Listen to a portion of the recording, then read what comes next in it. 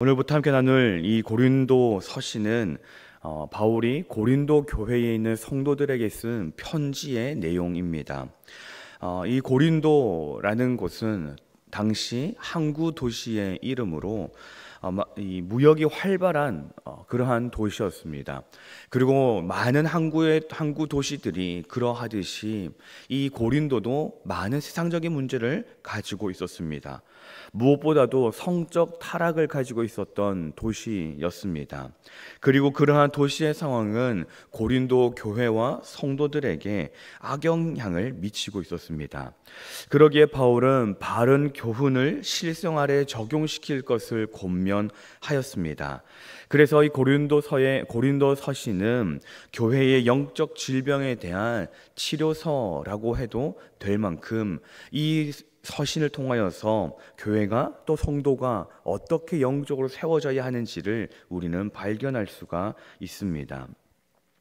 바울은 다양한 문제를 안고 있던 고린도 교회 성도들을 구체적으로 지적하고 꾸짖기에 앞서 그들을 향한 하나님의 사랑을 증거하며 2절의 말씀과 같이 이렇게 말합니다.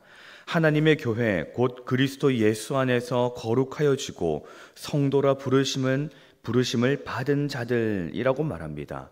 그래서 여전히 고린도 교회 성도들이 거룩한 성도라는 것, 하나님의 백성이라는 것을 알려주고 있습니다. 그리고 이어지는 3절의 말씀과 같이 거룩한 성도인 그들에게 은혜와 평강이 있기를 바라고 있습니다.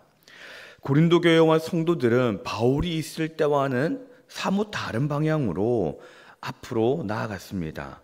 고린도 교회에는 내외적인 문제로 어려움을 겪고 있었으며 바울은 다시금 그들이 바른 길을 갈 수 있도록 그 길을 설정해 주었습니다. 고린도 교회에는 외적으로는 말씀드린 것처럼 도시의 그러한 세상적인 문제를 통하여서 그러한 영향을 받았는가 하면 내적으로는 여러 가지의 분열들이 일어나고 있었습니다.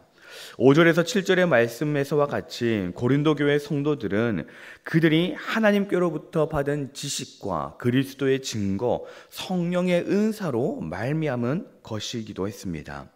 그러기에 바울은 시작될 지적과 질책들이 미움으로부터 시작되는 것이 아니라 8절의 말씀과 같이 모든 지식과 그리스도의 증거, 성령의 은사로 책망할 것이 없이 끝까지 견고하기 위함임을 밝히고 있습니다. 바울에 따르면 고린도 교회에 분쟁이 있었고 그 1차적 요인은 영적 스승들에게 있었습니다. 곧 바울과 아볼로와 베드로부터 시작된 것이지요. 물론 그들이 교회 안에서 팔을 나누고 그렇게 하지는 않았습니다. 분쟁을 일으키고자 한 것도 아니었습니다. 하지만 그들에게 가르침을 받은 사람들이 나는 바울에게, 나는 아볼로에게, 나는 베드로에게 라는, 그리고 나는 그리스도에게 라는 말로 팔을 나누었다라는 것입니다. 예수 그리스도 복음을 믿는 것과 또한 그리스도인으로서의 삶이 본질인데 고린도 교회의 성도들은 그 본질을 잊어버리고 있었습니다. 그들은 누구에게서라는 것에 집중했던 것이지요. 우리 함께 17절의 말씀을 같이 한번 읽어보겠습니다. 17절의 말씀입니다. 그리스도께서 나를 보내심은 세례를 베풀게 하려 하심이 아니요 오직 복음을 전하게 하려 하심이로되 말의 지혜로 하지 아니함은 그리스도의 십자가가 헛되지 않게 하려 함이라. 아멘. 바울은 그렇게 팔을 나누고 있는 자기가 누구에게 세례를 받았는지, 누구를 따라가는지, 누구를 따르고 있는지에 대해서 서로 팔을 나누고 분쟁하고 있는 그 고린도의 성도들을 질책한 후 신앙의 핵심이 무엇인지를 알려주고 있습니다. 신앙의 핵심은 복음과 그리스도 예수님의 십자가였습니다. 영적 스승과 세례는 모두 선한 것입니다. 그러나 복음과 십자가를 지나가 버린다면, 그러한 영적인 스승과 세례가 모두가 다 십자가를 넘어가 버린다면, 십자가를 지나쳐 버린다면 분열이 생기고 문제가 생기게 마련입니다. 우리는 본질, 핵심을 기억해야 합니다. 누가 높냐, 누가 선하냐, 방법과 형식은 어떠하냐 라는 것이 중요한 것이 아닙니다. 우리 안에서 다른 것을 거치는 복음이 있는가, 복음을 건너뛰는 것은 아닌가, 복음보다 앞선 것은 있지 않은가, 온전히 복음이 있는가를 살펴야 합니다. 우리 신은의 모든 가족들이 신앙의 본질을 잊어버리지 않기를 바랍니다. 무엇보다도 우리 안에 복음과 그 예수 그리스도의 십자가가 있음이 가장 중요한 것이지요. 우리가 그 본질을 기억하며 살아가며 우리 안에서 바른 신앙을 세워가는 신년의 모든 가족들이 되시기를 소망합니다. 하나님을 어떠한 시각으로 바라보느냐에 따라서 하나님에 대한 인식이 완전히 바뀌게 됩니다. 하나님을 그냥 단지 이 땅의 사람의 시각으로, 사람의 눈으로 하나님을 바라본다면 어쩌면 하나님은 두려운 하나님이며 인정이 없는 하나님이 될지도 모릅니다. 그래서 하나님을 전혀 알지 못하는 그냥 문자 그대로의 하나님을 아는 사람들, 그냥 세상적인 사람들은 하나님을 말하기를 구약 시대의 그 초반에서 모든 것들을 멸절하라는 그러한 명령을 내리시는 하나님을 바라보며 하나님을 무지막지한 신, 하나님을 인정도 자비도 없는 신, 기껏 자기가 만들어 온 사람들을 다 죽여버리는 그러한 신으로 만들어버립니다. 그러나 하나님을 하나님의 시각으로 바라본다면 하나님은 그 어떤 신들보다도 사랑이 넘치며 긍휼의 하나님이 되십니다. 신앙생활을 하는 우리는 신앙생활을 하는 중 하나님을 이 세상의 지식으로 생각하려고 합니다. 그러니 하나님께서 완전한 하나님이 되시지 못하시지요. 우리는 하나님을 사도신경으로 고백할 때에도 나는 전능하신 아버지 하나님 천지의 창조주를 믿습니다 라고 고백을 하지만 단순히 이것이 우리의 말에만 갖춰진 하나님이 되어지고 맙니다. 전지전능하신 하나님은 은대간도 없고 천지를 창조하신 하나님은 어디 간지 모르겠고 우리의 생각과 우리의 사고 틀에 갇힌 한계로 가득 찬 하나님, 그 한계를 벗어나지 못하는 하나님이 되고 맙니다. 고린도 교회 성도들은 세속적인 사고, 세속적인 체계, 곧 당시의 헬라 철학적 사고로 기독교 신앙을 이해하려고 했습니다. 그래서 신앙의 본질을 발견하지 못하고 헛된 노력으로 경주를 하고 있었던 것이지요. 그들은 구원과 믿음을 헬라 철학이 말하고 있는 지혜로 이해하려고 하고 있었습니다. 그들은 자신들의 신앙적 지혜를 구원의 보증수표로 여겼고 그것을 자랑했습니다.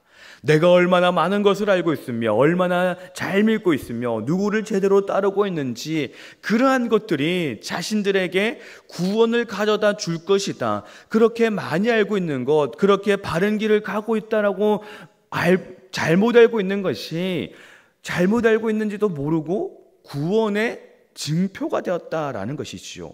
그리고 그것을 자랑하며 또 자기들 안에서 팔을 나누었다는 것입니다. 그렇게 자랑하며 그렇게 살아가고 있는 그들에게 바울은 신앙적 지혜가 신앙의 본질이 아님을 분명하게 지적하며 이사야서의 말씀을 인용하고 선포합니다. 19절 말씀에 내가 지혜 있는 자들의 지혜를 멸하고 총명한 자들의 총명을 패하리라. 바울에 따르면 기독교 신앙의 진정한 핵심은 미련해 보이는 도, 곧 그리스도의 우직하며 온전한 순종의 자기 희생이었습니다. 현재 시대는 성공지향적입니다. 모든 사람이 성공을 해야 하고 성공하기 위해서는 많은 것들을 알아야 합니다. 그래서 이런 사회 분위기 속에서도 교회도 성도도 그렇게 살아가는 것이지요. 그래서 어느 순간부터 교회는 높은 학력을 가진 목회자를 원합니다. 박사를 하지 않으면, 아니면 외국에 유학을 갔다 오지 않으면 목회자가 될 수 없다라는 것이지요. 그런가 하면 교회의 성장의 프로그램을, 많은 프로그램들을 가지고 오는 목회자를 반기기도 합니다. 어떠한 프로그램을 가지고 있는지, 어떠한 것들을 가지고 있는지를 물어보는 것이지요. 물론 교회와 성도들에게 그것은 필요한 것이지만은, 그러나 그것이 정말로 본질적인 것보다 앞선 경우가 너무나도 많다라는 것입니다. 높은 학력을 가진 목회자도, 아주 많은 교회 성장 프로그램도 본질은 아니지요.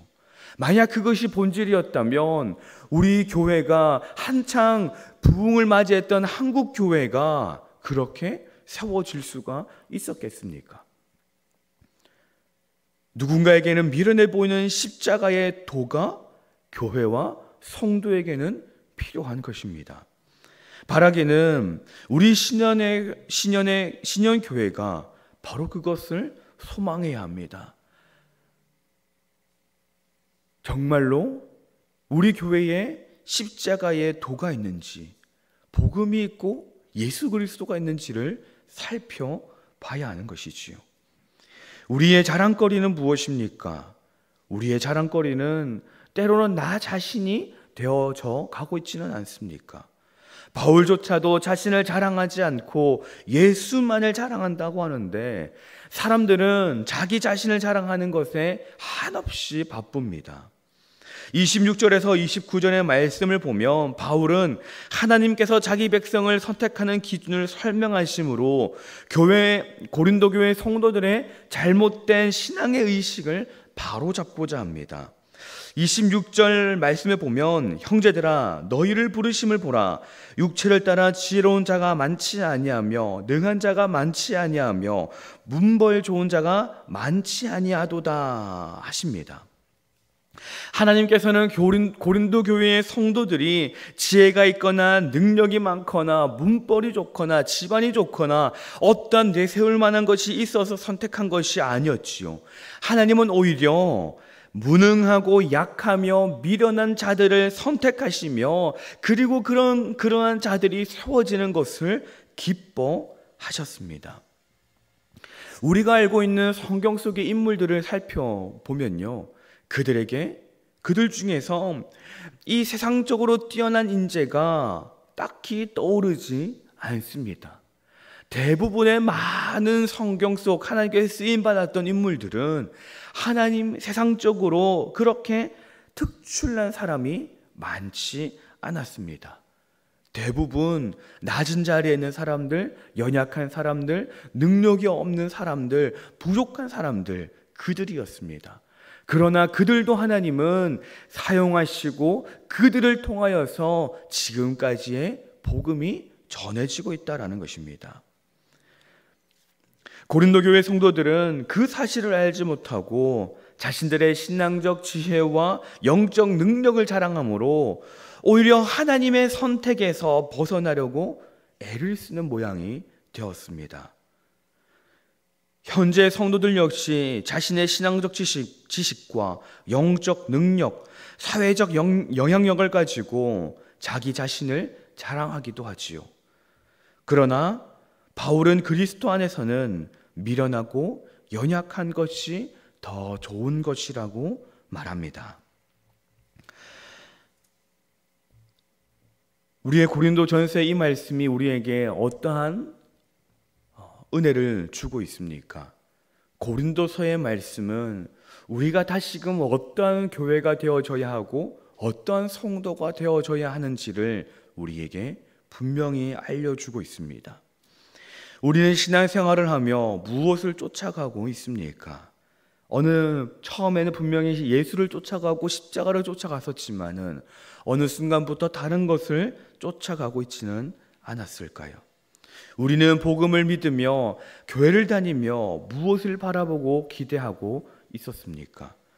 우리에게는 미련해 보이나 가장 지혜로운 십자가가 있음을 알고 그 십자가를 바라봐야 합니다. 이 땅의 것을 자랑하기보다는 예수 그리스도를 자랑하는 우리가 되어야 합니다.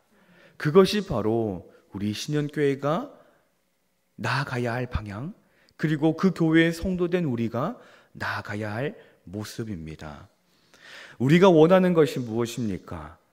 우리가 원하는 것은 아마 다들 기도하실 때에 하나님, 내가 하나님의 백성으로 자녀로 살아가게 하여 주시옵소서, 하나님의 기쁨이 되게 하여 주시옵소서라는 것이지 않겠습니까? 하나님 앞에서 바른 자녀, 성도가 되는 것이지 않습니까? 우리의 눈이, 그렇게 기도하는 우리의 눈과 우리의 마음과 우리의 모든 것들이 이 세상을 향하여 있지 아니하고 주님을 향하여 있다면 그것으로 충분합니다. 오늘 이 하루를 살아가는 속에서도 온전히 주님만을 바라보아 참 성도가 되는, 우리 안에 예수를 새기고 십자가를 품고 살아가는 신년의 모든 가족들이 되시기를 간절히 소망합니다. 기도하겠습니다. 사랑과 은혜가 풍성하신 하나님 아버지, 오늘도 주님의 은혜로 새 하루를 시작하게 하시니 감사합니다. 하루의 시작을 주님 앞에서 시작하는 주의 백성들에게 하나님의 은혜가 충만하게 하옵소서. 이 땅을 살아가며 우리는 하나님의 백성으로, 자녀로 온전히 세워지기를 원합니다. 그러나 우리는 때때로 오해하며 나의 열심이 하나님의 백성으로, 자녀로 세워진다 생각하기도 합니다. 주님, 다시금 우리의 생각과 가치를 변화시켜 주셔서 온전히 주님 안에 있음이 주님의 백성이고 자녀임을 깨닫게 하옵소서. 이 세상이 말하는 미련한 십자가의 도가 믿는 우리에게 있어서는 가장 지혜로운 것이 되게 하시고 능력이 되게 하옵소서. 비본질적인 것에 힘 빼고 집중하는 것이 아니라 복음과 십자가에 집중하며 거룩한 주의 자녀로 살아가는 신년의 모든 가족들이 되게 하옵소서. 오늘 저녁부터 다니엘 기도회가 시작됩니다. 주님, 그 기도회에 우리가 기대하며 나아오게 하시고 주님을 예배하며 그때 특별한 은혜를 경험하는 저희가 되게 하여 주시옵소서. 21일간의 그 기간이 우리에게 새로운 도전의 기간이 되고 또한 새로운 시작의 기간이 되기를 소망합니다. 그 기간이 지나갈수록 내가 있는 그곳에서 내가 복음의 증인이 되게 하시고 내가 간증의 주인공이 되게 하여 주시옵소서. 이 시간 예물을 주님께 올려드립니다. 감사연금, 신방을 하고 난 뒤에 주님께 올려드리는 헌금, 11조와 선경금과 건축헌금과 각종 예물을 주님께 올려드리오니 주님이 기뻐 받으시는 예물이 되게 하여 주시옵소서. 예물이 쓰이는 곳마다 하나님의 역사하심이 나타나게 하여 주시고 이 예물이 쓰이는 곳마다 놀라우신 하나님의 은혜가 나타나게 하옵소서. 이 시간 각자의 삶의 기도의 제목을 가지고 나온 주의 백성들이 기도할 때에 그 모든 기도의 제목들이 응답받게 하옵소서. 이 시간 일일이 다 기도의 제목을 올려드리지 못합니다. 그러나 우리가 구하지 않는 것까지도 아시는 하나님께서 때를 따라 돕는 은혜로서 역사하시고 은혜 내려 주시옵소서. 모든 것을 주님께 맡겨드리오며 우리 주 예수 그리스도의 이름으로 기도드립니다. 아멘.